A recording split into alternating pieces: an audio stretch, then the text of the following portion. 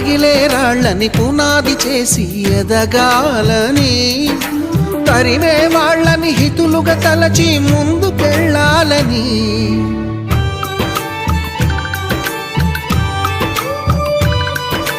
కన్నుల నీటిని కలల సాగుకై వాడుకోవాలని, కాల్చే నిప్పుని ప్రమిదగా మలచి కాంతి పంచాలని, గుండెతో ధైర్యం చెప్పెను, చూపుతో మార్గం చెప్పెను, అడుగుతో గమ్యం చెప్పెను. నేనున్నానని నీకేం కాదని, నిన్నటి రాతని మార్చేస్తానని.